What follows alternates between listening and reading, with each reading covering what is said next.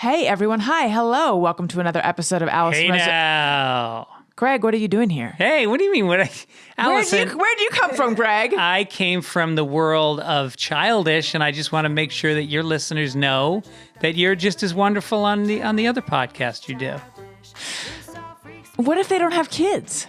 Don't need them.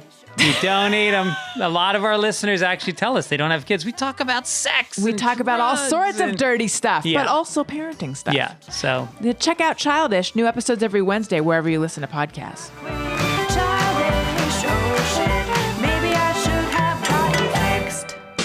Allison Rosen is your new best friend. Allison, with her the good times never end. Allison Rosen, doing the wavy pencil dance again. Allison's your new best friend. Hey, everyone. Hi. Hello. Welcome to another episode of Allison Rosen is Your New Best Friend. I'm Allison Rosen. It is very, very hot in California. And my guest, who I will be introducing shortly, wrote a piece about deciding to stay in New York despite everyone moving to LA. And reading this made me think, I really wish I still lived in New York. And it just ignited in me this loathing of my current life. And on that happy note, I would like to just check in with my producer, Tony Thaxton, to see what's going on with him. Tony, being hot puts me in the worst mood. You're doing great. I mean, referring to your life as, what did you say? I said I loathe my current life. Yes. You loathing your life. Sounds great. I'm sure Daniel and the kids are happy to hear that. I'm sure they would love that. Hey, as a big you know part what? of your life, you know what? I'm also happy to hear it. Hey, I'm honest, and I just say what's on my mind. That's what everyone loves about me. As I'm wiping a sweat mustache off of my lip. Anyway, how are things, Tony? Things are all right. Nothing too exciting going on. I had a couple friends. I'm a little exhausted though. I had friends staying with me from Boston all week, and they left today. And it was great to see them. It was great to hang out. I hadn't seen them in a year and a half, but I wasn't used to like being around people 24/7. Yeah, and because I feel like that's a lot, anyways, when you have people stay with you. But it is. How many days did they stay with you? They were here. They got in late Monday. So, okay. And again, so a full it was great. week. Had a good time. But, are these music friends? Yeah. Yep. Nice. Yeah, my friends that when I've left and gone and played some weird wedding band gigs on the East Coast, it's a couple of the guys from that. Yeah. So these are the guys who hook you up with your wedding gigs. Exactly. Nice. Play me some sweet money to play Jesse's Girl, you know? Those kind of friends. So, Tony, do you want to hear my existential stuff or my stuff involving poop? I'm going to tell you both. I'll go existential. Okay. Though. I just want that to be known. I hung out. Most exciting thing that happened in the pandemic. I made a new adult friend via this podcast, Mary Lynn Rice Cub. I hung out with her last week. We got coffee. This is the third time we've gotten coffee now. And it felt like the like make it or break it hangout, because I was like, either we're going to realize we had enough small talk, even though it's deeper than that, but like we had enough, steam to carry us through 2 coffees, or our friendship is going to deepen. And it was, we practically shut that place down in the middle of the day, even though they're open for definitely like 7 more hours. But other people came and left, and we were still there, still talking. I feel like we are real, true BFFs. But I said something to Congrats. her. What'd you say? Oh, I just said congrats. Thank you. I said something to her that I didn't know what her reaction was going to be. But I shared that I was thinking that morning, what I really crave and what I would really like in a social media feed is just nonstop posts from people who have achieved the things that I want to achieve, explaining how they're still unhappy. And I thought she was just going to be like, oh, that's depressing, But instead, she really honed in on it and related. And then we just talked about is anyone it sounds depressing as hell, but it really wasn't, because we both kind of felt this way. And there was conversation of is anyone happy, like truly happy. Right. And who? Mostly in the realm of entertainment, though. So we were just like, I was just naming, all these big people, and we were like, are they happy? Are they happy? Most of them are not. Well- There might be a couple who are. Well, I mean, not a peek behind the curtain. Our guest that's waiting today, we heard it straight from his mouth. He's a happy guy. Yes. He did say, when we had some small talk before we brought him in, he did say he was happy. But I feel like that was the sort of, he's probably in a good mood now, but the longer we have him, I think we can dismantle that. And then That's the spirit. And then the other thing is, Tony, there's new poop outside my studio. I don't know what animal it's from. It is unidentified poop. It's sort of, it's like an inch long and it's cylindrical. I want to say it's a bird, but I don't Say know. I think it's a bird. But what kind of bird is leaving these? It doesn't coil like a bird poop you'd expect. Look, I had a cockatiel as a kid, and I've had ducks and chickens. This is different than the bird poop I've seen, and yet still, So it's not a cockatiel, a duck, or a chicken. We can Correct. cross that off the list. correct. The pattern, like the poop ballistics of it, makes me think it could be a bird, though, because I feel like it's dropping from up high. Oh, you know what, though? Other thing, like, what's the squirrel poop look like? I'm wondering, because it could be like a squirrel on the roof pooping. Why do I feel like you've literally asked that question on the show before? It seems very familiar. All my content is fresh and new. The listeners want poop content, Tony. Don't undermine me. Okay. No, I'll I take think your I word have. for it. I think I have, because I think Jackie Johnson talked about there being like a lot of squirrel poop in her yard, and I was like, how do you even know what that looks like? She's my first call when we end this show. I don't know what it is. I hope it's not rat poop. I don't think it is. No offense to my rat loving listeners. I don't know. It's just there's something unusual about it. I think it's Yeah. poop with a story to tell. Speaking of people with a story to tell, very excited to introduce my next guest. This is someone that I have been wanting to have on the show for a really long time. So I'm excited that it is finally happening. He's a comedian, a writer, an actor, a dad.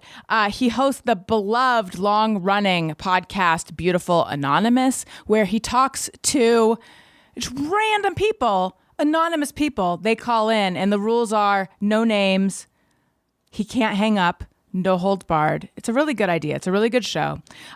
He has also hosted, this is just going to say, I like to say a bunch of words and then reveal who it is, but the name of his talk show will reveal who it is. He hosted the talk show, The Chris Gethard Show, which I believe started as a public access show, so we will definitely get into that. He also did the one-man, why does one-man show sound wrong to me?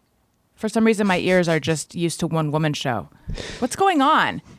The one man show. What? You're fine. You're I'm doing melting down, Tony. I these words sound right to me, and you got a thumbs up from our non-speaking guest. Did you when your computer fan starts going and you're like, oh, something's happening here?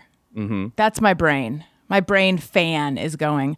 The one-man show, Career Suicide, very critically acclaimed. And now he has a comedy special / touring documentary out called Half My Life.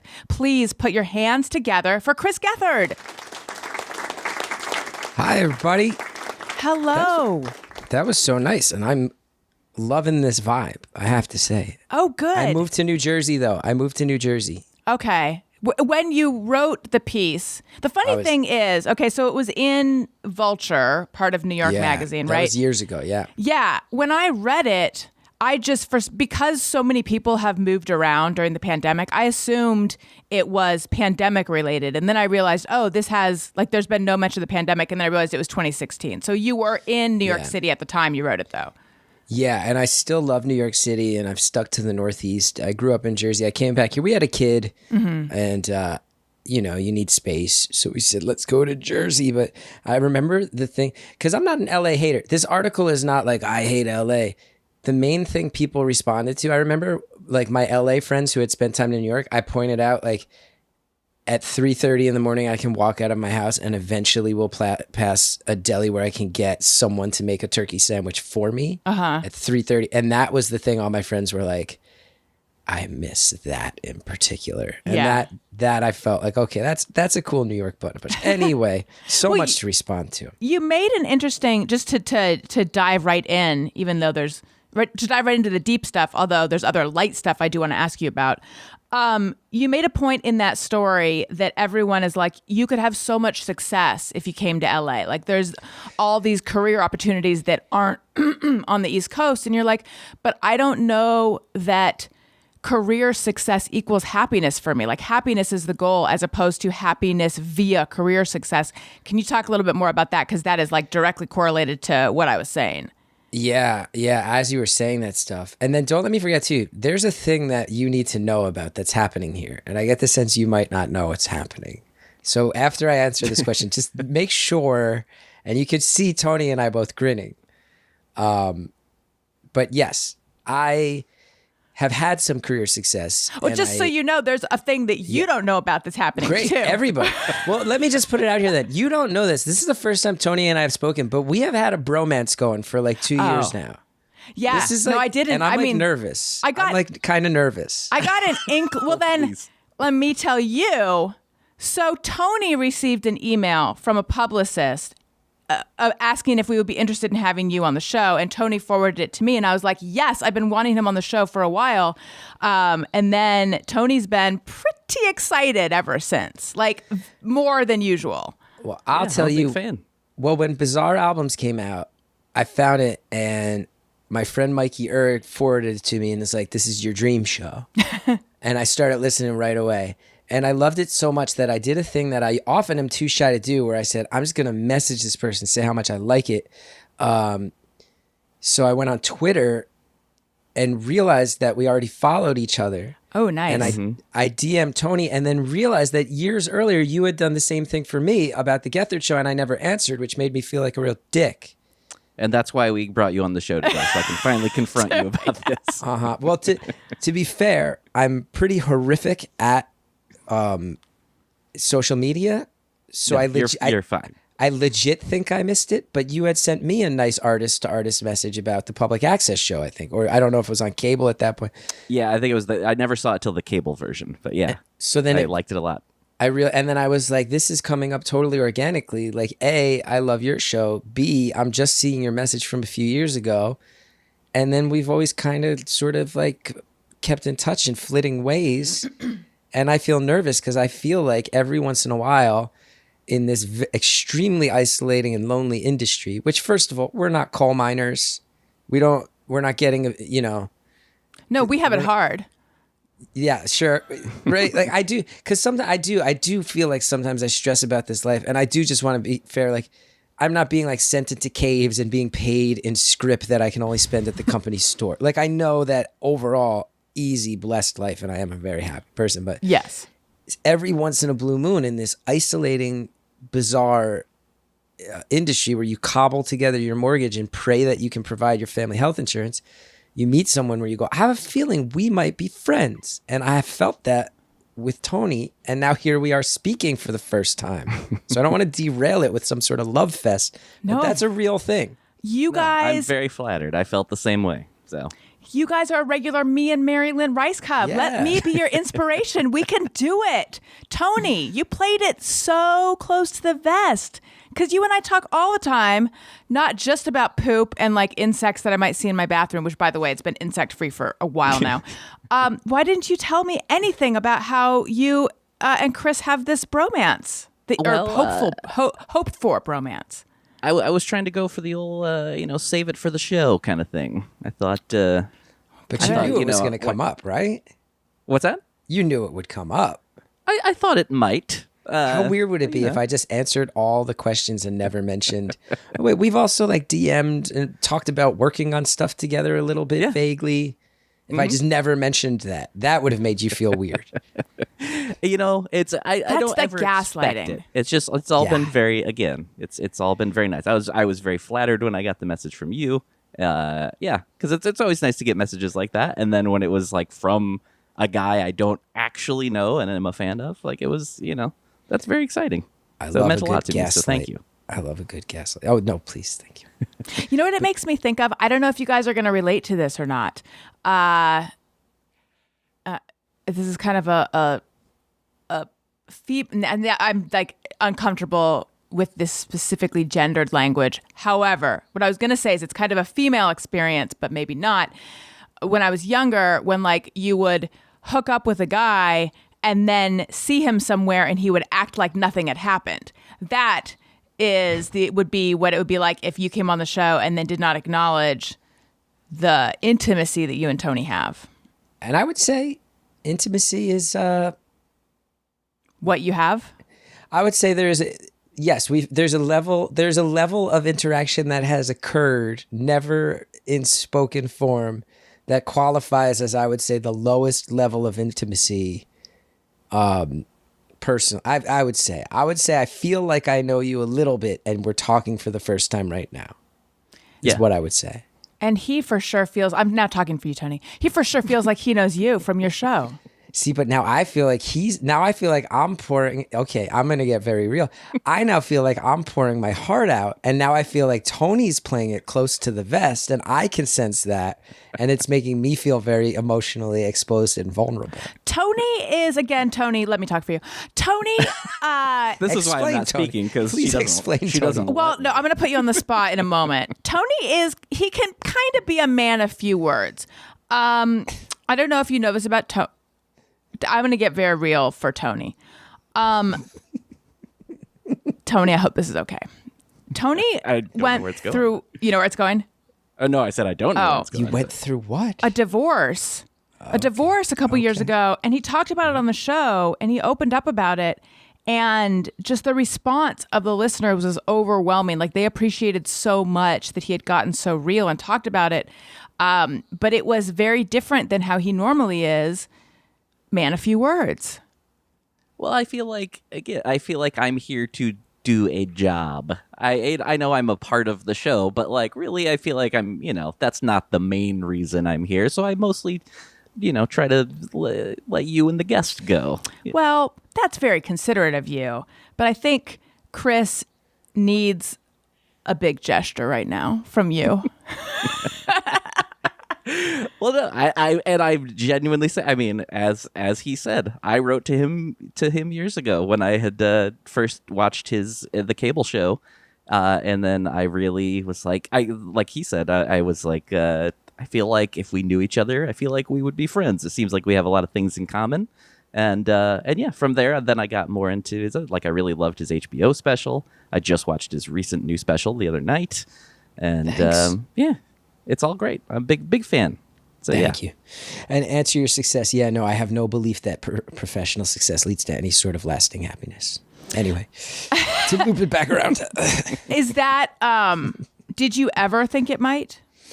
I still fall into the trap of thinking it might. And then, it's a constant thing that I have to think about because my mental health, I had to disassociate the idea of professional success giving it to me. It could be a piece of it. It can be a motivator. It can be that dopamine kick that helps day to day. But now I'm in a place where I've realized is rather sad, that needs some correcting, where I've now convinced myself that career positives aren't going to get me the success. So I don't necessarily buy into those, but I will still let the negatives drag me down. And I have to find that balance. Like, if I'm not going to give myself the positive, I have to learn how to regulate the negative in the same way. Because I have had some real struggles. My pandemic mental health struggles, I think everybody had, and especially people who had dealt with stuff like that before all this. Anybody who didn't fall back into it, God bless you, you're strong. I almost wound up in a mental hospital at one point during the pandemic. I'll just say it. And a big part of it was because I was having a lot of obsessive thoughts about some negative career stuff. And yet the positive stuff, I've learned to blunt that. And that's an overcorrection. But for me, I once witnessed a conversation. I was a fly on a wall for a conversation that actually gave me so much freedom, because I was I came up at the Upright Citizens Brigade Theater in New York. I started there 21 years ago when it was like just a shut down strip club that reopened as a comedy theater. And then it became this like success factory. And now it just closed in New York. It kind of, I think like its success got so big that it capsized, you know? But I was there as that built, and I was very lucky. And I was once in the green room of that theater. And this was before anything had happened for me in my career. And I got to a show early, and two other guys in the show were in like a side room, and they didn't know anybody else was there. And I wasn't eavesdropping. They were in a different room with the door semi-closed, and I didn't, you know, like I just overheard it. Wasn't trying to be a creep. And I hear one of them going like, yeah, I don't know. Should I move my family out to New York? Because if the job goes away, I'll have to go out to LA again. And I don't want my kids to switch schools and then have to switch back. And that, but then what, am I just going to not see them if it goes well? And the other guy's going, yeah, I'm worried I'm going to get fired. And, you know, it's not guaranteed that you're going to get other stuff, shows, movies. Not everybody does. And I'm listening to these people and my jaw dropped because one of them was at the time a correspondent on The Daily Show. The other was at the time in the middle of a super long run on SNL. And I'm sitting there in the green room of a theater that's like a comedy theater where things are starting to happen for people. And where I've seen friends of mine move on. And even like people I taught in the improv classes starting to show up on sitcoms and stuff. And I later came, without exaggeration, I can tell you that I later came to find out once things did move for me, I had people tell me to my face that I was kind of a cautionary tale. That people were like, if it's not happening for, like, that guy's really good. And if it's not happening for him, why should we bother? Like, I was the sad example of, hey, it doesn't happen for everybody. Right. And that's true. But I remember witnessing that conversation and I found it extraordinarily freeing because I was like, I sit here and stress about why I can't get a job. And I think about being a correspondent on The Daily Show. I think about working for SNL because those are the jobs that I want to get to take all my problems away. But I'm listening to these guys just say their version of exactly what I feel now. And that kind of gave me this like secret weapon as I did start to move because as things kind of went their course with me, I felt a lot of freedom to do stuff that was ill-advised because I knew it would make me happier. And that sometimes has worked, sometimes hasn't. And B, I kind of knew the jig was up a little bit on this idea that success was going to make me happy because I kind of was braced for it and it proved very true. That conversation told me, okay, like you're just fucked up and you're going to remain fucked up. And in fact, when you get to a bigger level, the stresses might just like amplify as much as the level is. And that proved true. Like when I had my talk show, as it got to cable, you know, it went to a small cable network and then a bigger one. And the stress just got bigger each time. And sadly, by the end, some of the joy went away. And I'm really mad about that. But yeah, like getting the HBO special, really cool. That's a feather in the cap for anybody who ever tries stand-up. At the same time, it also put this like magnifying glass on me that I was not in love with. And magnifying glass of the press or just of increased awareness of you, recognition? A twofold thing. One was the increased recognition. Like I'm not built for it, you know? And like things have slowed down with me the past few years and I've been kind of okay with that. And I haven't really felt the need to get out there and scramble to regain the momentum I had in 2016, 17, 18, because like I had an incident once where I was eating in a diner in New York and my phone told me I'd been tagged in a picture on Facebook. And when I opened it, it was a picture of me eating in that diner while I was still there. That's weird. And it was somebody in like a fan page of my TV show going, let's guess what he's eating. And you know, like there was one time I was with my wife on the train platform and somebody on the platform just started going, Gethard, Gethard, Gethard, Gethard, like in this monotone voice because they wanted me to turn around to see if it was me. And I get that that's a thing people do. And I get that when you sign up for a public life, that's the type of thing that happens. But I'm also someone who was once on pretty serious antipsychotics for paranoid thoughts. So to like have someone taking clandestine photos of me, my shrink had to walk me off the ledge and was like, no, it's okay to be freaked out now because it's real. She's like, you're all freaked out because you're scared someone took a photo of you. But she's like, it's reminding you of what it felt like to not have a grip on reality, but now it's reality, so it's okay. And that was very freeing. That's interesting. But I'm not built for it. And then specifically the HBO special, talking about suicide and talking about depression, I feel like it helped a lot of people, and I'm really proud of it, and I stand by it, and I think it's funny. I worked hard on it.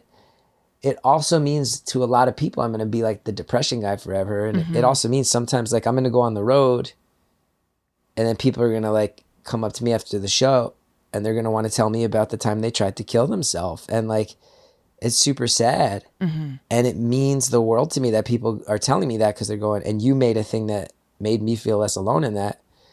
Also means sometimes like, you know, I'm not the only one on the call who lives the road life. Like also sometimes means like I go to a hotel room in, you know, Georgia and sit around all night and think about it because I don't know anybody in this town and I don't really know what to go out and do. And I don't travel with a band. Like I don't have a built-in, sometimes it's just me.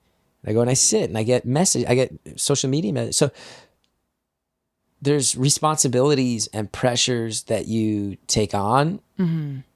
There's also parts of yourself you give away by living publicly and by making things publicly.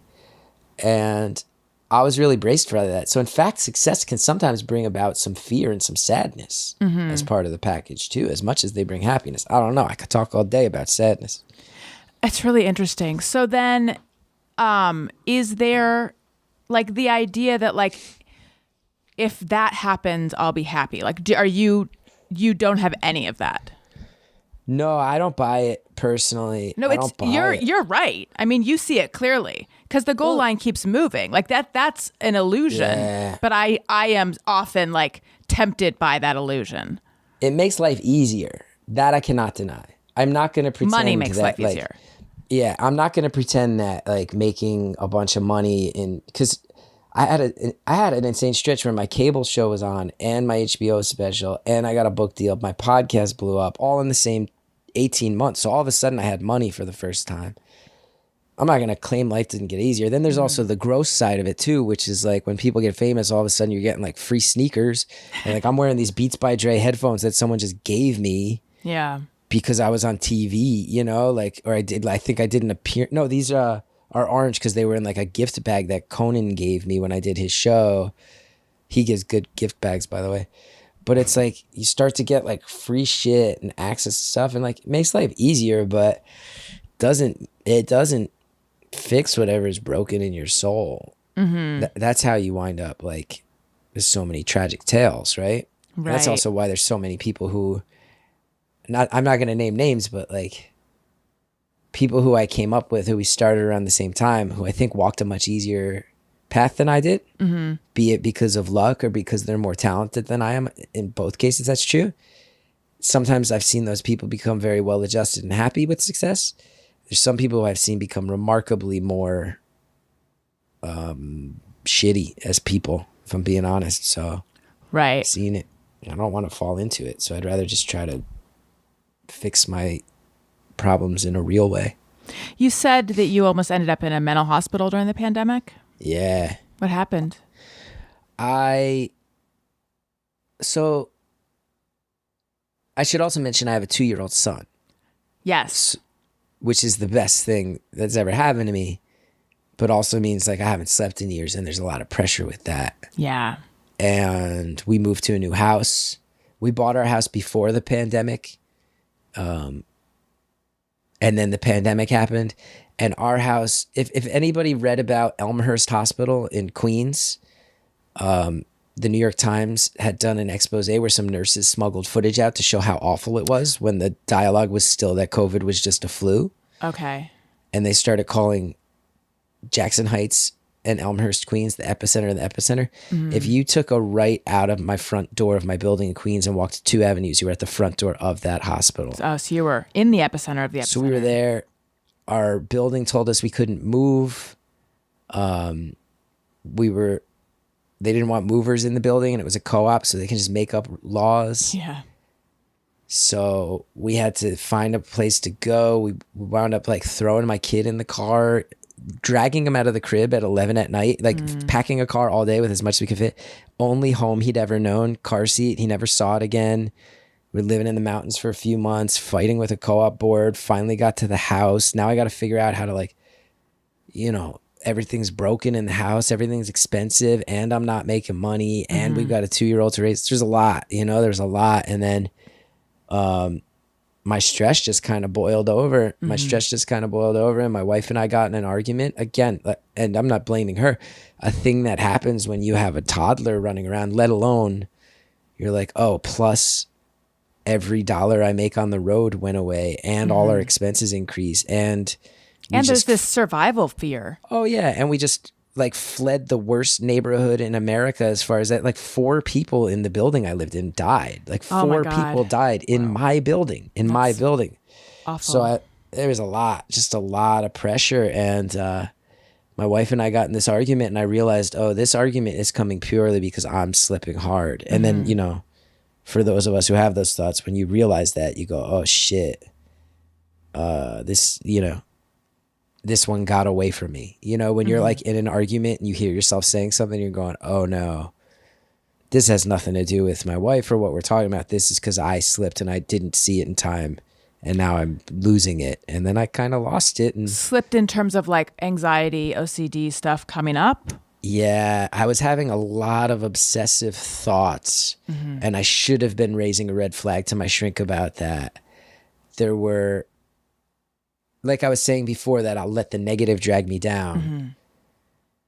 There were a couple incidents where some people in the comedy world, it kind of became in vogue to take some pot shots at me. Oh. Tony, did you know about this?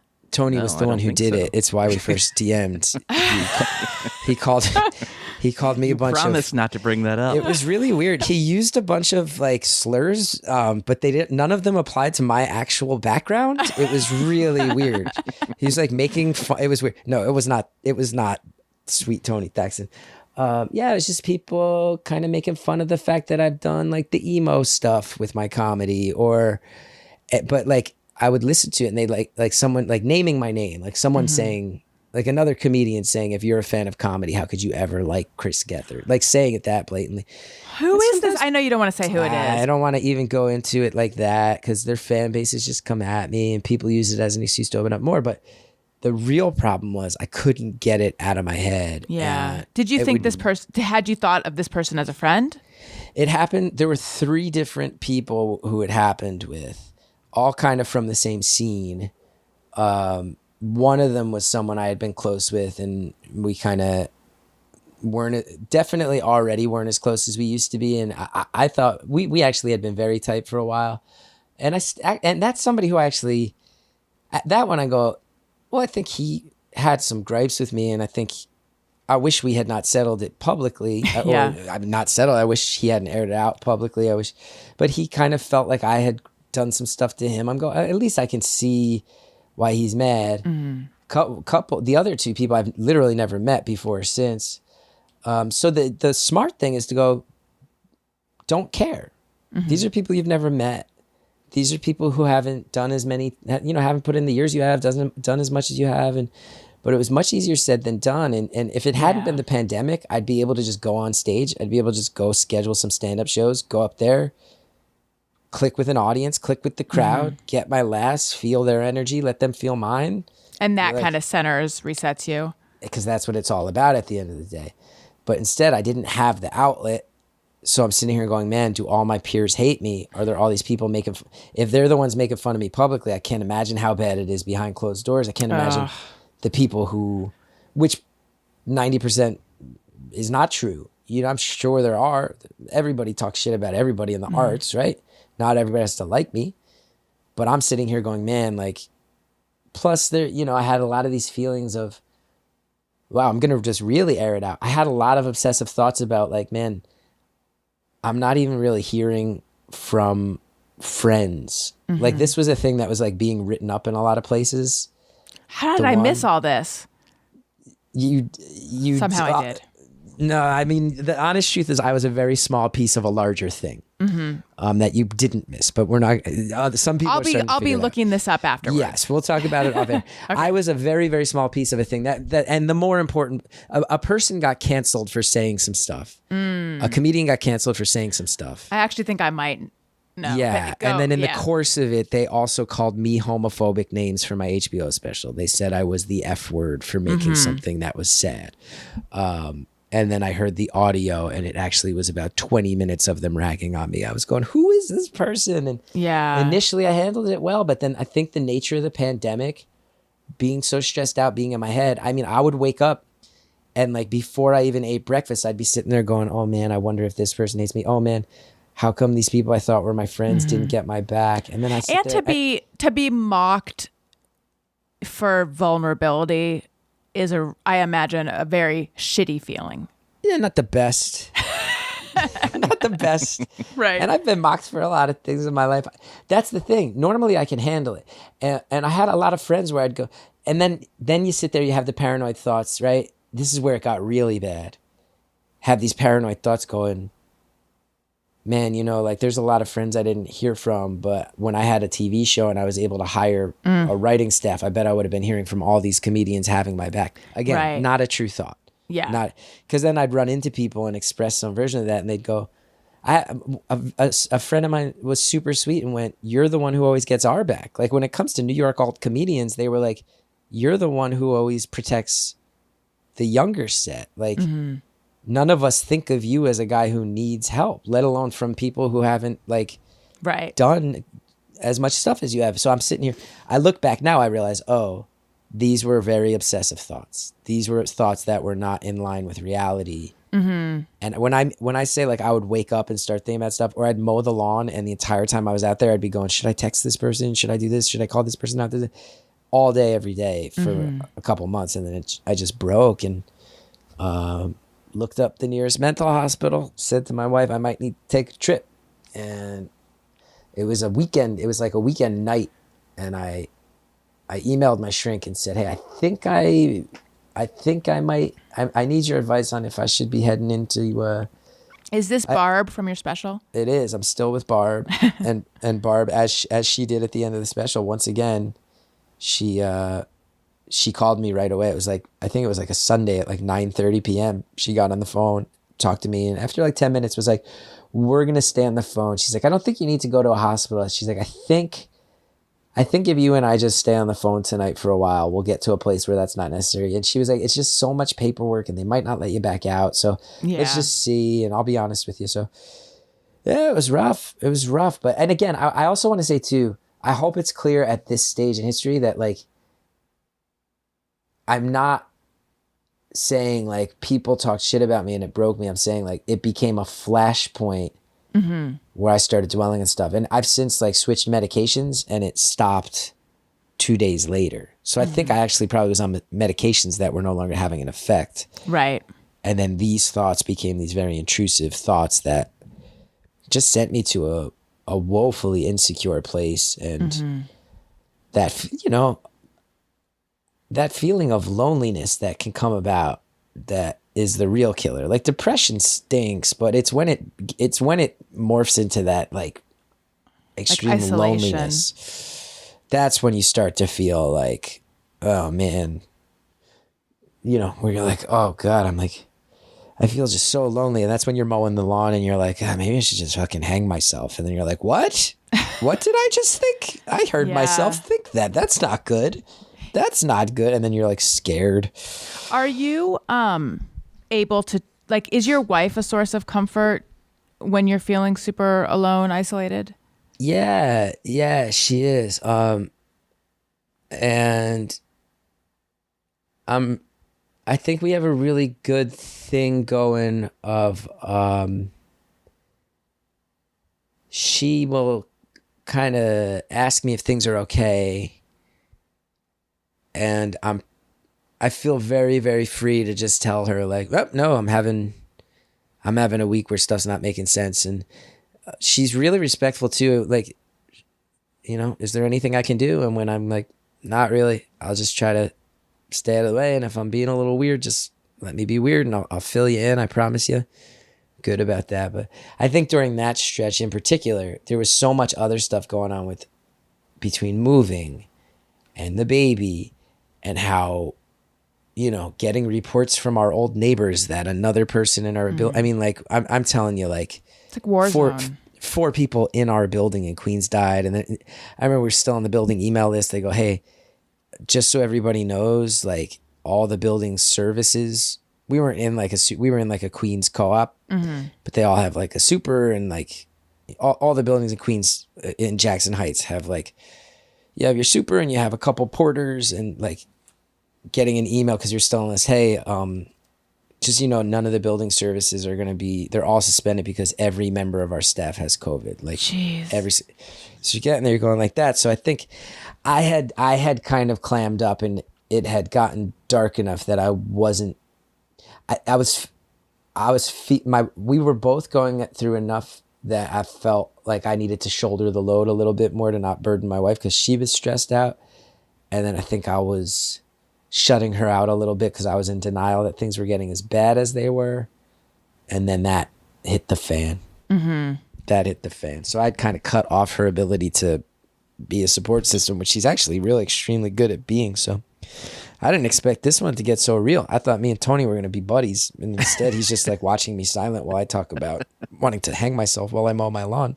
I think he's judging you. Classic I don't know. Paxton. I haven't felt this judged since someone called me a homophobic name publicly.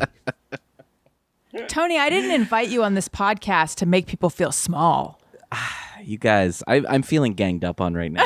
I didn't even know that there were bad words for Greek people until Tony Thaxton started tweeting them at me. I had to explain to him, actually, my grandparents were Irish. He doesn't care. Truthfully, I identify a little too closely with everything you're saying, really. So I'm just listening and identifying. Kind of, you got a gas lawnmower or electric or what? Listen, both of you, Allison Rosen is Your New Best Friend is sponsored by BetterHelp Online Therapy. As we begin to see light at the end of the COVID tunnel, a lot of people are still feeling down and emotionally out of sorts. I know I am. I feel real weird. You may not feel depressed or at a total loss, but if you're feeling a little bit off or your relationships are suffering, that could be a sign. You should talk to somebody. Online therapy can help. You guys know I've been in therapy for a long time. Huge fan of therapy. I think it can help everyone who is open to it. And I have two friends who are doing BetterHelp right now. They had trouble getting in with a traditional therapist during the pandemic. They started with BetterHelp, and they are both so happy that they're doing it. They really like the therapist. They were matched with one friend. The first therapist they felt like wasn't the right match. With BetterHelp, if you feel like it's not the right match, you can change as many times as you want, no extra charge. They'll get you to the right person. So you don't have to be worried that it's like a commitment, you know, and it's not blah, blah, blah, et cetera. It's a really good service, and it's also more convenient and more affordable than in-person therapy, and financial aid is available. Our listeners get 10% off their first month at betterhelp.com/bestfriend. That's BetterHelp, betterhelp.com/bestfriend. I also want to tell you guys about Embark. Chris, are you anti-dog? Wow, I feel very put on the spot. I feel like someone slipped you some information here. I'm not anti-dog. The fan base of my own podcast says I'm anti-dog. I'm not anti-dog. I just don't want a dog in my life. I've never had a dog, and I don't really see a need for one. And at times, yes, I have found them sort of annoying in my encounters with them. Does that make me anti-dog? Maybe. Listen, I can. We are so the same person in separate universes, because the listeners of my podcast, and this was started by my former producer, Jeff Fox, they accused me of being anti-cat. And I'm like, I'm allergic. I'm not anti-cat. And then he like put together all these drops, like spliced together, of me talking shit on cats, which is all false. So I'm just saying, I understand feeling maligned. Well, this next spot maybe doesn't apply to you, but certainly you have friends that have dogs. I want to tell you guys about Embark. It is a dog DNA test, breed and health kit. We did this. It's super easy. It's just a cheek swab.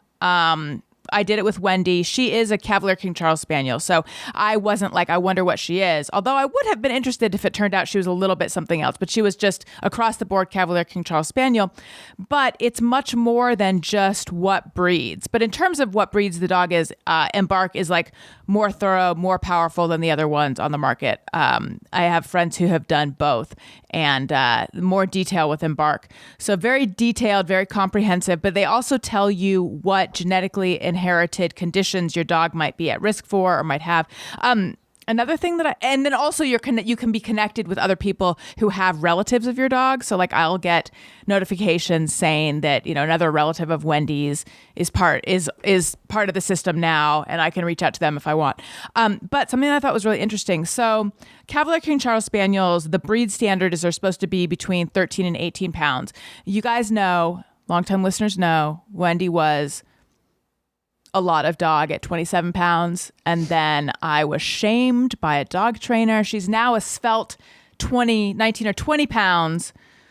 But Embark told me, and I don't know how, it's amazing that her genes revealed this, but like Embark said she should be 20 pounds. And they knew she was a large lady. I don't know how. They're great. Learn your dog's inner secrets with Embark, the highest rated dog DNA test. Right now, Embark has an offer on their breed and health kit for our listeners. Go to embarkvet.com to get free shipping and save $50 off your Embark breed and health kit with promo code BESTFRIEND. Visit embarkvet.com and use promo code BESTFRIEND to save $50 today.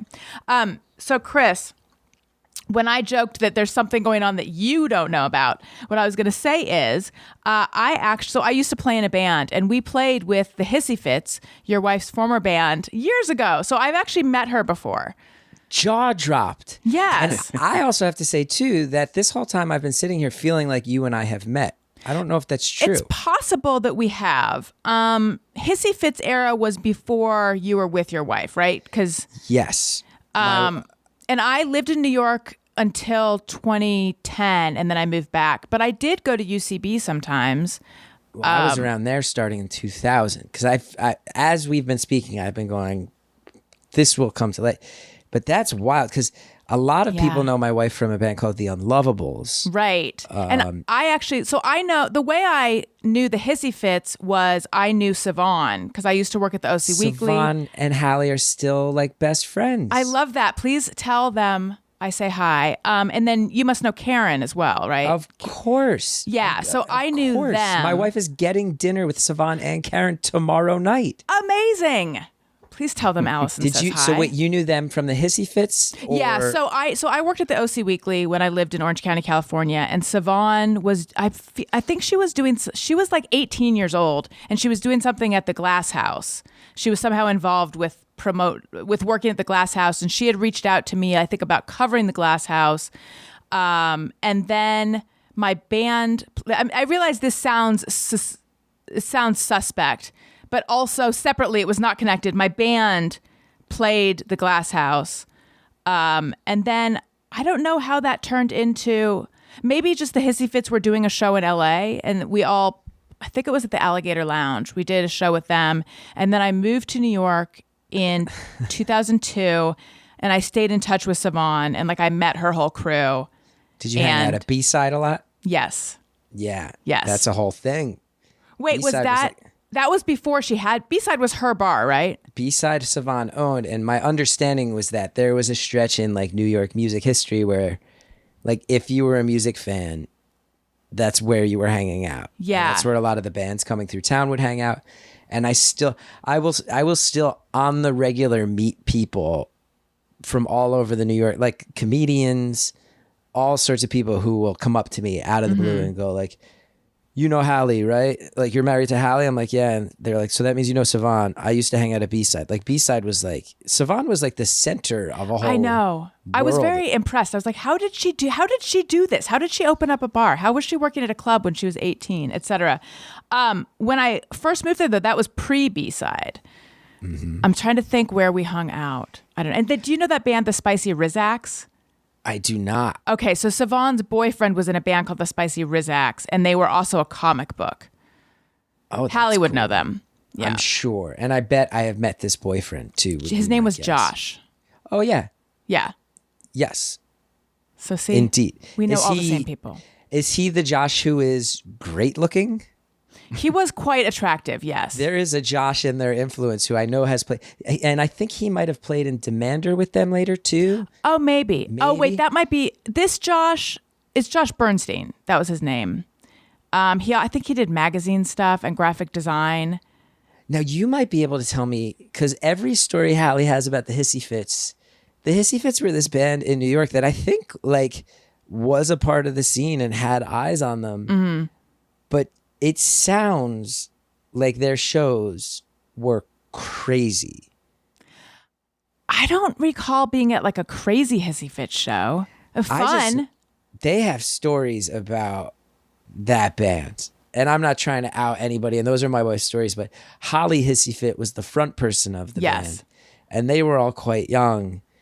And it sounds to me like it's like a screenplay about a band. I would say like stories about people who are like going for it, but like nobody, there's no cut and dried way to go for it as an artist. Mm-hmm. So a lot of stories about like winding up on like a European tour and then realize what was one, like Hallie, I think she was just telling me the other day a story about how they were on tour in Europe, and she was just reminding me last night, like stories like this, like they were on a tour in Europe and they were in England, and one of the members of the Hissy Fits thought that there was a ferry from England to Amsterdam. And I guess there isn't, or at that time there wasn't. So then they had to figure out, we have a show tomorrow in Amsterdam and all our gear, and we thought there was a boat that was going to get us there, and there's just not. Oh, so God. how do you get to Amsterdam? And this was also way before GPS and way before smartphones and way before the things that make that easy. So it's just like, just four female artists in England kind of realizing in the moment, oh, we have to leave right now and we don't know where we're going or how to get there. Let's go. Like a lot of stories like that with the Hissy Fits. I forgot that they had done international touring. That's so cool. They went for it. And then when Hallie left the Hissy Fits, she founded a band called the Unlovables, which was one of the big New York pop punk bands at the time. And I was a very big fan of the Unlovables. Like, owned their albums, had their lyrics memorized, like liked this band. So when we wound up eventually getting together, I was flabbergasted, because it really was like wild. How The did you whole guys thing was meet? wild. Well, I started doing the Chris Gethard Show at the UCB Theater. We would do it once a month, and one Saturday at midnight, and it very quickly, like, I was just a pretty angry person. I still had a lot of stuff to sort out, but I was experienced enough on stage that it just really quickly became clear of like, oh, this show is like, it was a hot show. Like, I don't want to sound arrogant, but it was like, you couldn't get a ticket. They'd put it on sale. It would sell out that day, 200 tickets or whatever. Was that before it was a public access show? Yeah. Okay, yeah. so it started just as a live show at UCB. Yeah, I basically had been going at UCB for like a decade, and along the way I did some stuff that were just kind of sort of like experimental or performance arty, and then I asked the artistic director there if I could host a talk show, and he was like, everybody's always pitching talk shows. He's like, I don't want you to just like put on a suit and do like topical jokes and interview people at a desk. He's like, everybody, there's so many of those. He's like, what if I gave you a talk show, but that's where you try to focus in like all the weird shit that you've been doing?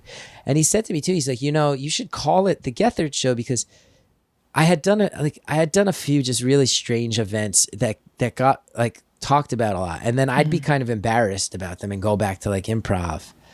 And he's like, no, people like those, dude. People talk about those. Like, stop being embarrassed about them. And then he was like, sorry to stop you, but like, when you say embarrassed, why did you feel embarrassed? just because the stuff was such an outlier, and it took me for a guy who came up in the punk rock scene, it took me a little too long to figure out that like not being able to, I felt like they would maybe, like one of them was like a show where I organized boxing matches between different comedians, and the theater wouldn't let us do it there. So then we filmed them and screened them, and people were like betting on them. And this was in like 2006 or so. And like Amy Poehler came to the show. She owned the theater, and I was like, oh my God, this is the first thing she's ever seen me do. I'm good at improv, and I'm good at sketch. And so I'm sitting there going, I don't want these people knowing that I don't want them to think the weird thing is the thing I'm known for. And now I look back at it, it's such backwards thinking, right? I'm like,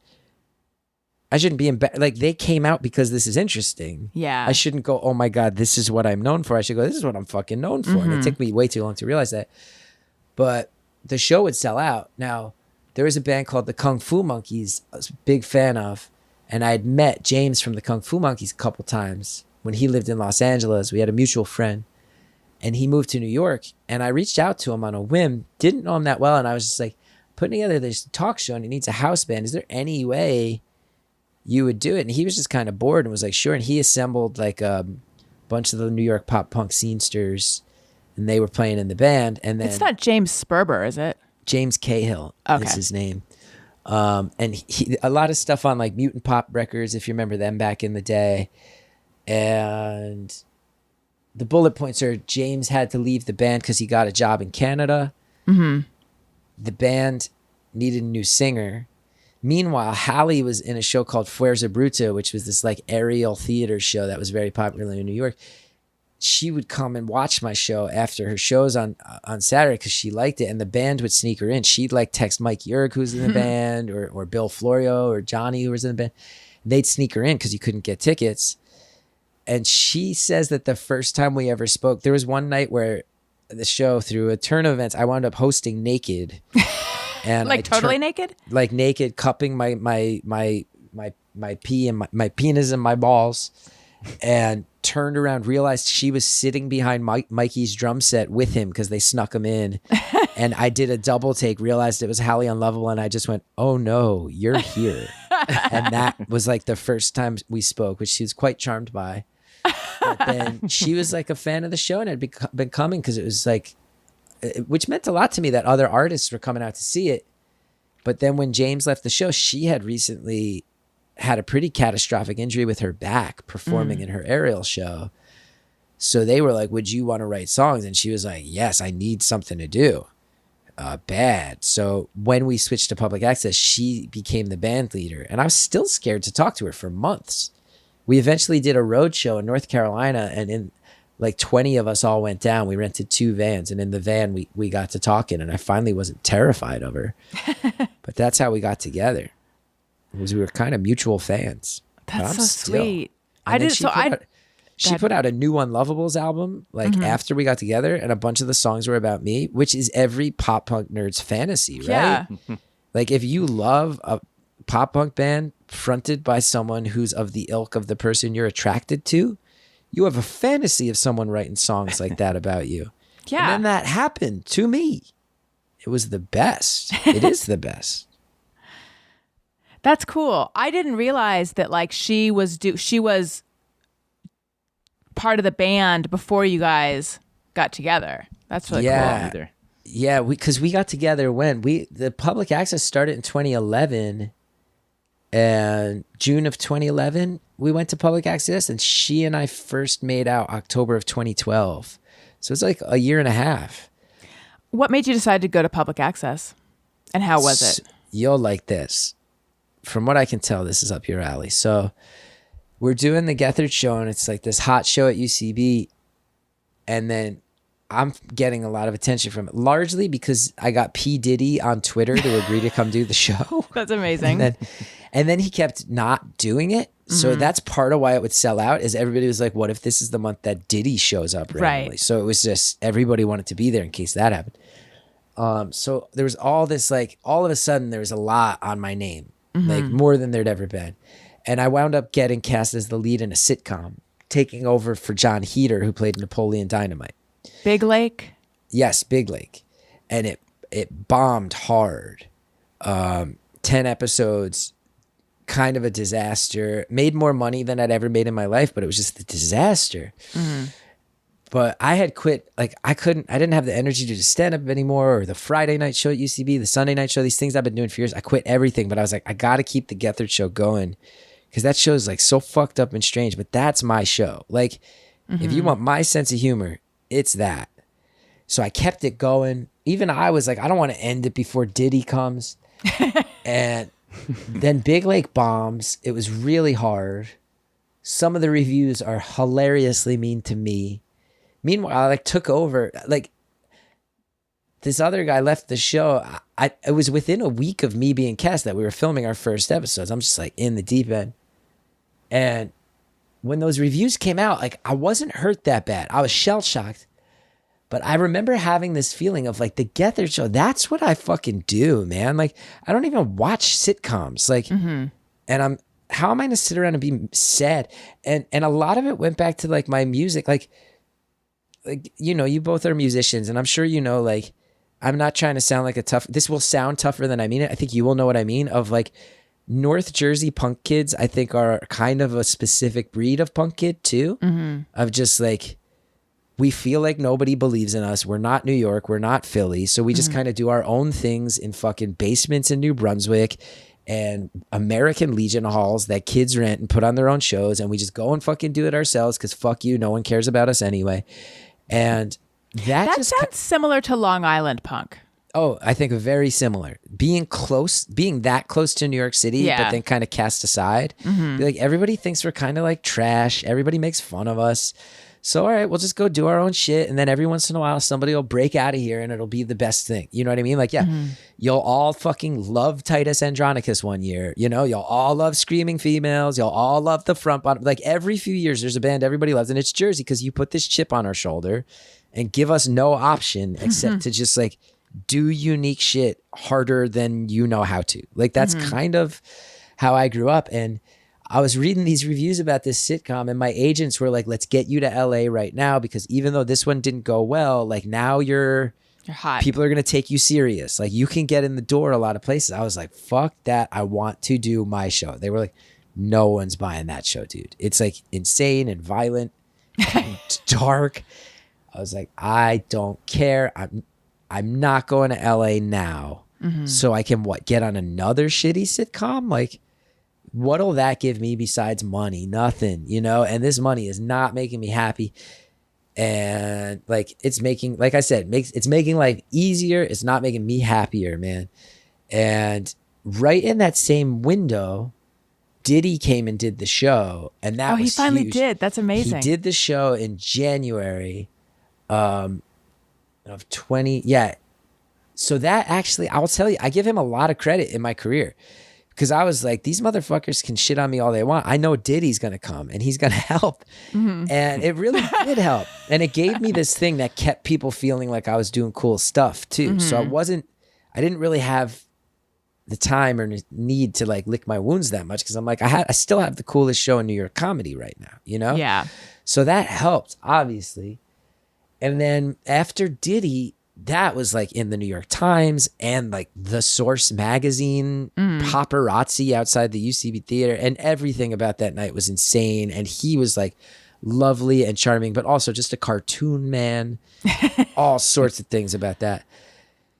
But yeah, a guy who I had used to teach in improv classes, who I now played basketball with, he was talking to me one day and he's like, do you know I work at the New York Public Access Studio?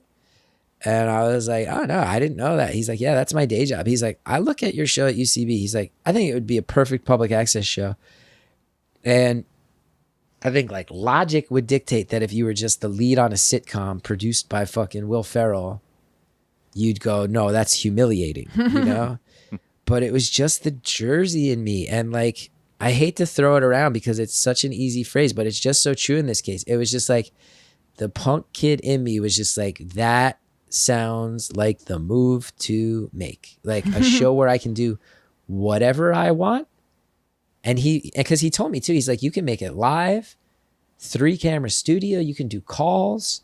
I was like, how much does it cost? He's like, free. Wow. Like, you're telling me I can get all that stuff for free?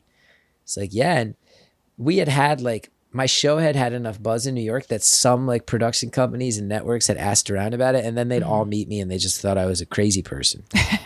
I'd be like, I want to do this thing that's interactive with the people in this way. And a lot of the stuff I was describing later, I think like became I'm not saying anyone ripped me off. I just saw where it was going, where it was like, it's going to be more interactive.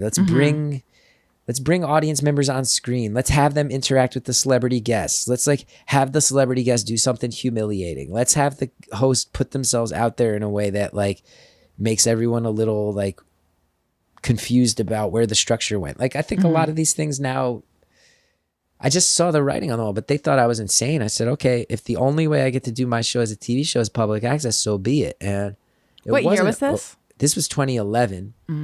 It was not always easy. And the early episodes tanked hard. And a lot of the comedy fans in New York kind of bailed on me. Like the fans from the UCB show, they weren't showing up. Like it used to be you couldn't get a ticket. Now I would be like emailing friends like, please just come sit in the background so it doesn't look as empty as it is. Yeah. But then we started having, one of the nice things about having that show is we could also have bands on. So we started bringing on a lot of the bands from the Brooklyn DIY scene then was really, really strong. Like these venues that people like Death by Audio and 285 Kent and Glasslands, Shea Stadium. And we started having those bands on and they started really telling the music scene about our show. And that kind of made it this blend of comedy fans and punk fans. So it kind of came full circle again where I had kind of left the punk scene and lost touch with it, but always kind of had those ethics. Then the punks came on my show and they had my back, and then their fans started supporting me again. And they started realizing like, oh, this guy thinks the way we do. And then the comedy kids who I think had that DIY impulse, but maybe not the outlet for it, that became this sort of like cult audience surrounding my show. And then they helped it survive and become what it was. And then the next thing you know, I'm getting DMs from weird people who hate Greeks. There's a video on your website where you tracked down one of your internet tormentors and interviewed him, which is like I didn't even know that was up there. Yeah, it's like a fantasy I have. I think anyone who's in the public eye who's human has this fantasy sometimes. Like, was that a fulfilling experience for you? It was. And that all goes back to Big Lake. Like when I said that there were a lot of horrible things said, that video, I mean, that's an old video. That was 11 years ago. The guy posted on the internet. He posted on IMDb message boards. He posted on IMDb, which I don't think those exist anymore. I don't think so.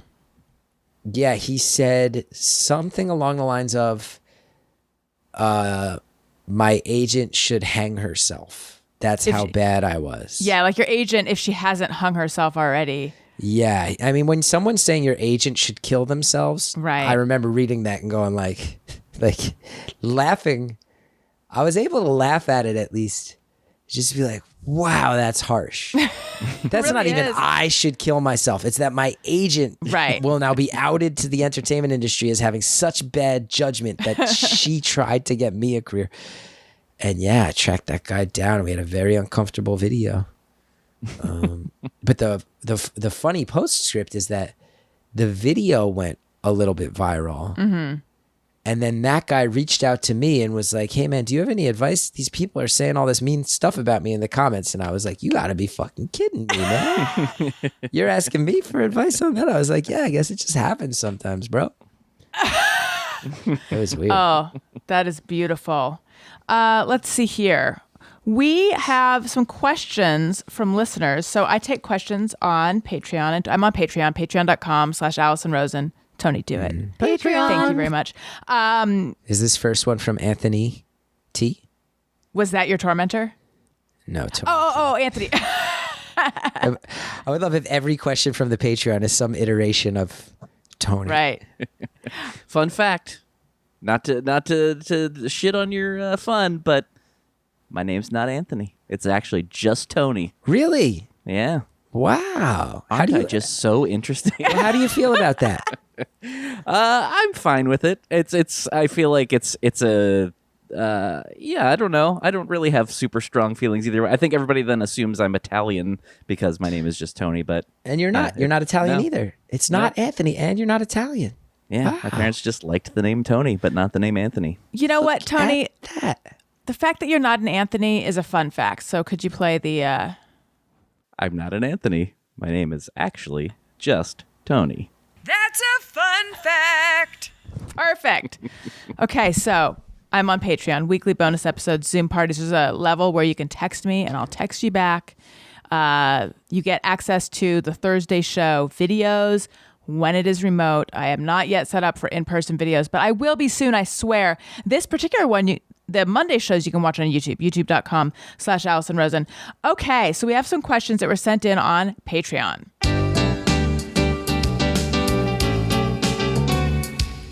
When we ask, they send them in. They're wondering how you have been. So thanks so much for answering these questions from our fans. All right. Tammy H says, what is your opinion of Morrissey now? I remember you on Jimmy Fallon when you showed his autograph tattooed on your arm. Do you think he's a jerk as a person, but amazing as an artist? Also, how are you doing? How am I doing? I feel like we covered that a lot better than I was a few months ago. I'm telling you guys, started this new medication and it was within hours. Anybody out there who's hesitant, Wow. give it a shot. That's amazing. Yeah, I mean, they put me on Adderall though, so it's just I'm taking amphetamines, so that helps. That's the one that made you feel better within hours? Oh, I felt like myself for the first time. Nice. I've had that exact same experience. It's wild. It's wild. It's the only thing I've ever taken where it would same thing, like just immediate. I was like, oh yeah, I feel so much better. My shrink has me like microdosing it. I take 2.5 milligrams every 4 hours. Just a little wow. kick, just a little amphetamine kick every now and then throughout the day. I'm feeling much better. As far as Morrissey goes, yeah, I mean, I think it's you can't deny he's past the tipping point. I can't defend him. I feel bad because I feel like British fans were kind of warning the American fan base for a long time of like, this guy's done some really concerning stuff, but a lot of it involved like Union Jacks and the symbology that is easily understood in Britain, and we were kind of willfully ignorant. But I hit my breaking point with his comments about like the Kevin Spacey victims, and then it just keeps going from there. And then even just last week, he called COVID convid, and I mean, Smith songs come on, I still flip out. I think they're incredible. I'm glad that band exists in my life. Even a lot of his solo stuff, like Vauxhall and I, that's a brilliant album. But I can't give him money anymore. I just can't do it. I can't go see him anymore. And I'm probably going to get the tattoo covered if I'm being honest. You have two I do. I have his tattoos, right? Yeah, I have a lyric of his on my arm. And that I think I'll keep because the lyric is incredible. It takes strength to be gentle and kind. I think I think that's a very good thing to have on there. And like when my son asks me what it means, I'll be very, very happy to be able to explain that one to him. But as far as having not just the word Morrissey, but like he actually drew it there. It's at it. I've thought about getting like 80s era above it, or like remember when Morrissey wasn't insane. But then I'm like, do I want a bit on my arm for the rest of my life? An asterisk. A few years ago, I would have, if I was still single, I probably would have just gone and made a joke and extended it into something like that. But now I'm like, the beautiful thing is now that I have a son, I'm like, well, if I can convert this into a tattoo about my son, like I'll never regret that. Like, yeah. Never. Okay, Whitney C says, who's the last person you snapped at and why? Oh, I mean, I hate to say it, but look, I am married and I love my wife, and I think people heard me talk about her in glowing terms tonight with nothing but fondness and affection. But I'm also a husband in a domestic partnership, and sometimes I screw things up and then I get called out on them and I get defensive and I snap about it. So sadly, the answer is Hallie has to take it on the chin for me being a dickhead when I'm a dickhead. And do I feel great about that? No. But that's the answer, is it was probably, I can actually tell you what it was. She's an environmentalist and she's bought these reusable beeswax coverings that we use instead of saran wrap. And I left one in the sink wet and it got ruined. And she said, please don't do that. And then I said something snippy. And I feel bad. Do they work as well as saran wrap? Sure. Okay, Jeffrey Williams. So two people have this question, Jeffrey Williams and Veronica. I'd love to hear him talk more about Action Park. It's actually Class Action Park, right? Class Action Park's the documentary. Yeah. That documentary was so entertaining and he was the best part, I thought. That's nice. I was lucky I got to be a part of that one. Those guys asked me to do it. Nobody knew it was going to go to HBO. So I was honestly just kind of like screwing around. And I'm glad that I was, because I felt like I watched it back. I was like, oh, they used me a lot. And I was just kind of like loose. And my wife was like, oh, you're really funny in this. Like, which felt good. The Gethard Show, I always had to host and keep things organized. And then like Career Suicide has such maudlin stretches and unfunny stretches that I was like, I'm glad I get to do a thing where I just like say some funny shit, because I think I am a comedian who knows how to do that too. And yeah, I'm lucky that everybody watched that thing. I had nothing to do with making it. I was just a hired gun, but everybody. And we moved back to New Jersey, and it came out a month or two later, and it was amazing timing because I was like the king of New Jersey last summer. We go out, like they opened up outdoor dining, and the first time we went to a restaurant, some guy came over and was like, Action Park, respect. I was like, whoa, this is wild. One time we moved out to the woods. I was walking around on this road near our house, just like a country road through the woods, and some dickhead in a Porsche like passed me and then jammed on his brakes and threw it to reverse and rolled down the window. It was like, Action Park? I was like, yeah. And then he peeled out. So it's wild how many people saw that thing. And I'm glad people got a kick out of it, because that place was insane. And Yeah, can you explain what Action Park was in the documentary? Action Park was this water park in New Jersey, opened in the 70s, and it was really big in the 80s, through the mid 90s. Music fans too, like a lot of music fans might be going, I feel like I've heard of it. Warped Tour used to stop there. They used to do Warped Tour. They used to make Action Park a stop there. And it was just a notoriously dangerous water park. And we all knew it. It's anybody who was raised in the 80s and 90s knows there was this very strange, the more I think about it, the more I realize how weird it is that like we were constantly being told like anyone in a van is going to molest you. Hey, like here's a milk carton with a kidnapped child on it.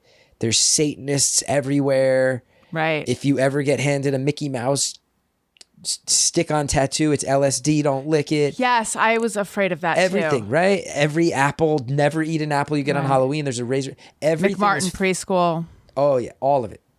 And yet, everything we were told was to scare us, but then it was just actually a lawless time where it was like, yeah, go ride a bike and go find some bike jumps and fucking slam into a tree. And it was also just like, hey, go outside, come back at dinner. We don't care where you are in between. Like, so the actions and words didn't match up. I feel like Action Park was kind of the ultimate representation of it, which was like this very shady water park where every employee was a teenager.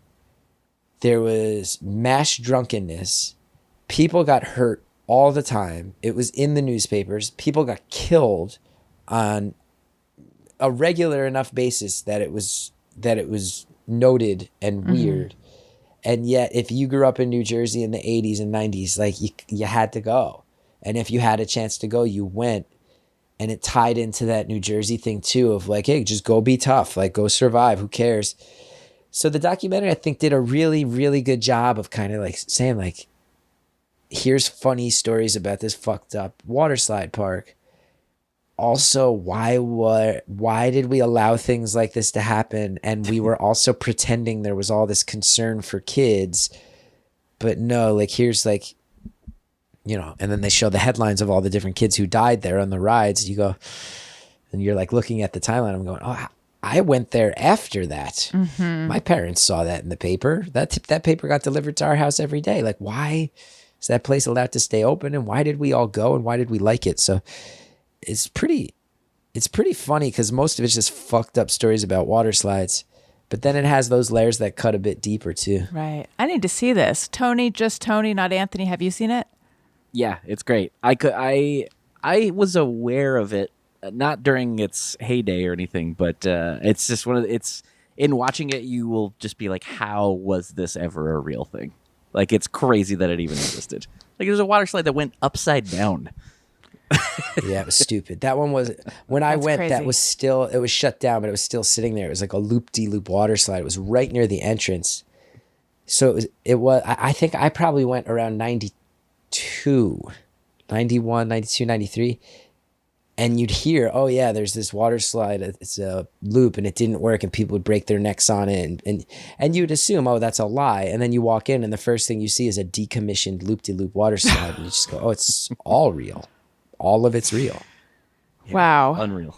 Seth Eisenberg said, I just want to thank you for bringing one man's trash into the world. Everyone should watch it. No spoilers. That is the episode of the Chris Gethard Show where the entire show is people guessing what's in the dumpster, right? Yeah, it's the one that people kind of look at and go, that one was actually good. And I think fans of the show go, that one kind of figured out how to make what was good about the show palatable. Mm-hmm. And people who weren't fans of the show go, that was the only good one. Interesting. But yeah, like Seth Meyers said it was the best episode of TV that year, and somebody just wrote a kind thing and said it was maybe the best piece of live television of that decade. Oh, that's so nice. Keep in mind we did 200 episodes, and a lot of people would say most of them are hot garbage, but that one we nailed. People should go watch it. But what do you think of most of them? A lot of them are, I think a lot of them are bad, and a lot of them are good, but good and bad was kind of never the point of that show, if that makes sense. Yeah. And I think that the impulse behind doing it at all is really on, like, I look back, I have many conflicted, obviously it's a very important thing to me, that show, and conflicted feelings about it, but I go, we did it for the right reasons, and I think we were like carving out a space that didn't exist beforehand. I think a lot of people found some safe harbor there. Do you regret going to TV with it? It's a really hard question. A funny thing is there's a lot of public access fans who are like, you sold out, it's fucked up. So I know how Jawbreaker felt. Like I really understand Jawbreaker. I don't regret it. First of all, a lot of people go, public access was when it was at its best, man. One man's trash. You can't do that on cable. People will say that. I'll see people tweeting shit like that, and I go, that was on cable. It was on cable. That was on our cable run. That was not a live episode. That was a pre-taped cable thing. So sometimes people always forget that. But it's like at the end of the day, like, maybe I should have just ended the show and said, no, this is like, I want to keep this pure. But then I also look and go, there were a whole bunch of people who worked on the public access show, and I was able to bring so many of them and give them their first jobs as segment producers for TV or associate producers, or people who did work in TV I was able to give them titles much above what they were on the ladder pre-existing. And then I did not do this to sit around and like be woke. I don't even know if that was a phrase we were using back in like 2016. I think we went to cable. But my writer's room, you look at my writer's room, and I was hiring people like Joe Firestone, her first job. I do not take any credit for Joe's job. Julio Torres, one of his first jobs. Anna Fabrega, Will Miles, Robbie Hoffman. Like all these people are killing it and who are very much not like me.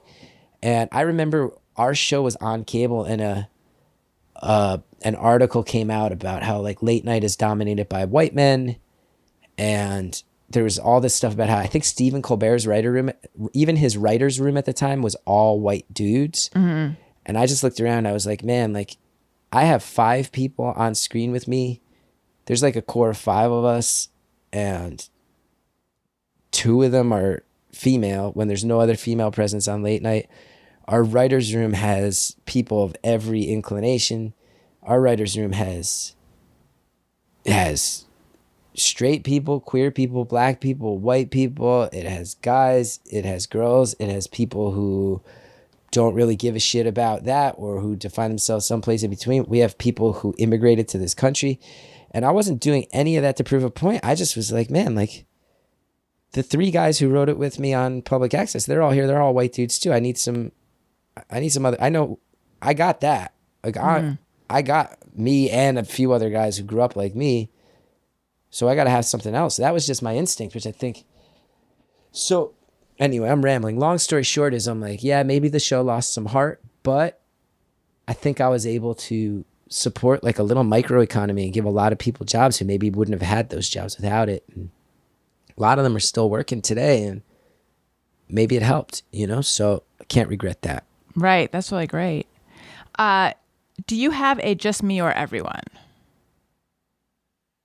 Just me or everyone? I do. Yes. Okay, Tony. I was alerted to this. Hit it. Sometimes I ponder on something I have thought or done. Is it just me or everyone? All right, Chris Gethard, let's hear your just me or everyone. I wonder if it's just me and a reflection of my mental illness, or are there other people out there who try to control the timing of things via counting backwards? Like if I'm waiting for a subway and the subway is taking too long and I start fearing that I'm going to be late, I will go 20, 19, 18, 17. And in my mind, the train now has to arrive before 0. I am now forcing it to arrive. So What anything happens if it doesn't? I go back to 40, or I assume I did something wrong and I start over. That's mental mental illness, right?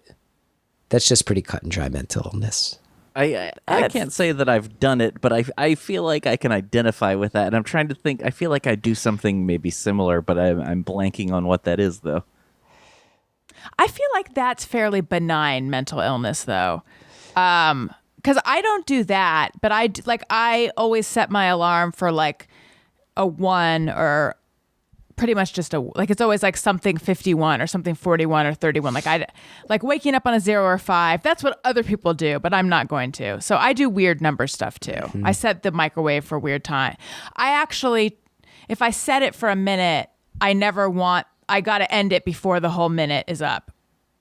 That's like a similar thing. Yeah. But I do legitimately think that this gives me some sense of control over things I don't have control over, and that's concerning.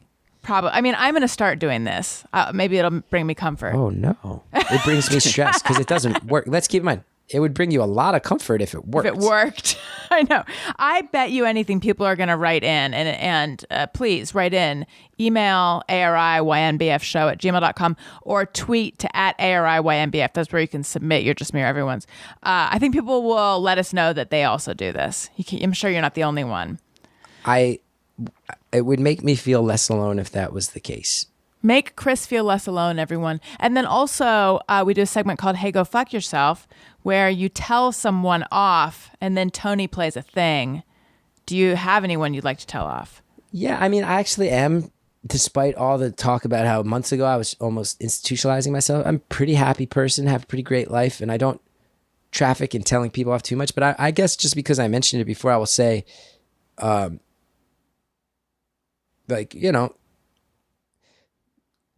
people who would come after somebody for being soft, they caught me at a time when it hurt me. Mm-hmm. But now I think I got my head on my shoulders, and that Adderall really hits me nice, and those amphetamines are surging through my blood. So I think I'm kind of back at a place where I can be like, you're just bullies who kick down. You're just bullies who try to kick down at things you see as weak, and I just don't respect it. And I think that's about as close as I'll come to telling anybody off. But you can hear that's me phrasing something in a nice way, but in my gut, everyone knows how I feel. Yeah. Hey, bullies. Hey, go fuck yourself. I have Is that rockapella from the Where in the World's Army San Diego show? I have a 4-year-old and a 2-year-old, and I have 2 little boys. And it's funny, my 2-year-old is like, if it's possible for a 2-year-old to like really be a dude, like he just seems like he's like a dude bro, to the extent 2-year-old. And my 4-year-old is like the sweetest, most gentle soul. And I already feel like if anyone were to ever make him feel bad about that, I will kill them. Understandable. Yeah. Maybe that's hey, anyone who would ever make him feel that he should be any way other than he is. Hey, go fuck yourself. First of all, I want to respond by saying, and this is not this is not me trying to suck up in any way. You seem so awake and you look so healthy. And I'm shocked to hear that you have a 4-year-old and a 2-year-old, because I only have a 2-year-old. And I see my Zoom window and I look like a man who's about to collapse of exhaustion. So kudos to you. Thank you so much. great. I don't feel awake. I mean, yeah, I don't feel awake at all. So thank you. That is quite a compliment. I am blown away and impressed that you're holding it together how you are. I will tell you, I don't know if we just lucked out, but our firstborn, not a good sleeper. It was a really miserable introduction to parent. I mean, he's the best, but like, I just remember that first, like I had intense postpartum depression. I was just like, what have we done? The schedule, I'm like going insane. I'm not getting enough sleep, etc. I don't know if you're considering having more, but One and done. One and done. Okay. Our second is a good sleeper and has been from the beginning, and we really lucked out. But yeah. So he's 2. How 2-year-old-y is he? Because our 2-year-old, like, I feel like last week just kicked into like very, like all of a sudden he's having temper tantrums, which he had never had. He's very rigid. Suddenly. Similar. All of a sudden, my guy's got opinions. It's Yes. like, it's out of nowhere too. What month was your 2-year-old born? February. Oh, ours is April. So like, Okay, so super pretty similar. close. Yeah. 'Cause, yeah, he's end of February. I wonder. Does your guy have the same thing too? Of like, will get pissed about something, and won't, after like 30 seconds, won't remember what he's pissed about, but just is still pissed and just won't drop being Yes. pissed. Yeah, it's even like, though the thing is long gone. it's like a trance he's in or something. He's just gotta work it out. Yeah. Yeah, and it kind of also melts my heart too, because he will sometimes just declare himself to have emotions, and then like he's I'll see him like in his high chair eating, and he's just like mean mugging. Like I'll see him just like putting food in his mouth, looking at me like, and I'll be like, "Why are you looking at me like that?" And he'll go, and he doesn't have B's, he says P's instead of B's, and he'll go, "Because I'm mad." And I'm like, "Why are you mad at me?" And then he'll look at me, I'll be like, "You're not mad at me," and he'll start laughing with joy. Like but I can tell, oh, that's like really cute and funny, but also he's like Trying it on. and he's feeling these things, he doesn't know what they are, and he's trying to.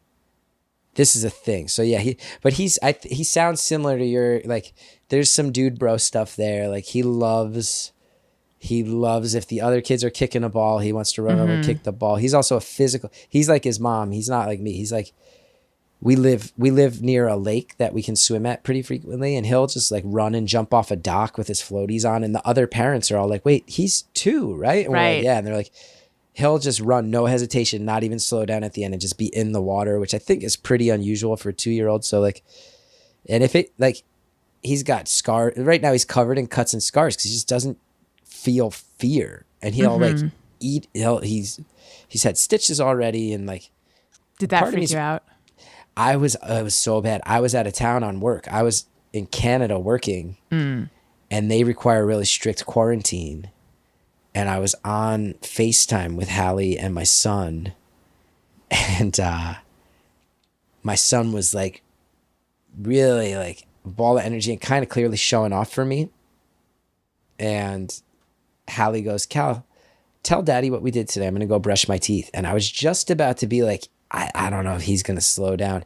And as she turned around, she hadn't even left the room yet, he just sprinted towards the phone right into the corner of the table. So I saw him just going Oh like, my God. "Ah," and then I saw the phone fall, and then I hear my wife screaming, and the phone comes back up. He's bleeding. She's covered in blood. Oh my so I God. saw it all on Facebook. It was on FaceTime rather. And it was rough. But I bet. it was so hard for her. It was having grown up like an idiot boy with an idiot older brother, and we would like break each other's bones in fights and stuff. I was like, okay, like right away, I'm like, he's going to get stitches, but he's a boy. It was an honest mistake.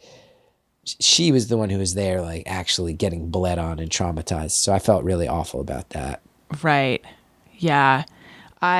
Yes, they like fall and bump their heads and get bruised and stuff like Owen, my 2-year-old, there was a table that was in his brother's room that was rectangular, and he would throw his head into it. And he did it twice. And then I took the, like on purpose. So we took the table out and now there's a round table in there.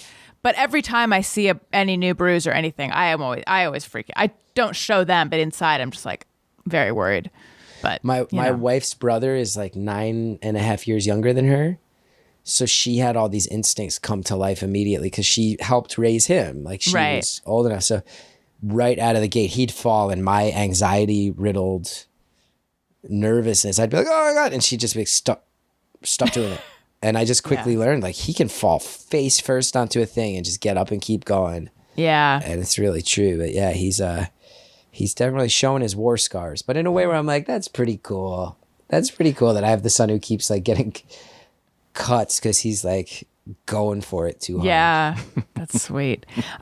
It was so nice to have you on the show, Chris. We didn't even talk about your comedy special. Everyone needs to go listen to it. It's called Half My Life. Tell us where we can get it, and please plug anything you'd like to plug. Sure. Half My Life. The album's on all the streaming services. The video is like a half documentary, half comedy special where I go to 9 or 10 different DIY venues and perform jokes. And there's footage of my son. It's just kind of like, hey, I'm 40 now and I have been doing this since I was 20. And here's some jokes. And here's also me wondering how this ends. And people might like it. You can get it at Amazon and Apple and Vimeo and all sorts of places. And it's nice and cheap. And I hope you like it. Awesome. If you like what you're hearing, please make sure that you're subscribed or following or whatever the language is in your app of choice.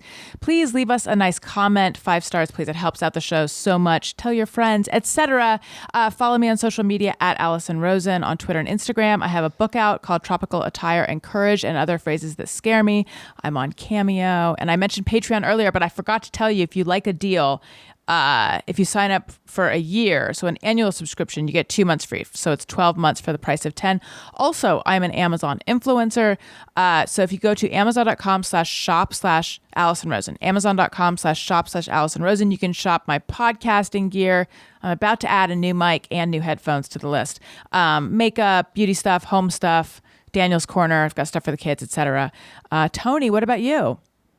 I am on Twitter and Instagram at Tony Thaxton. And my podcast, Bizarre Albums, every Tuesday. And also, hey, go get vaccinated if you're not vaccinated.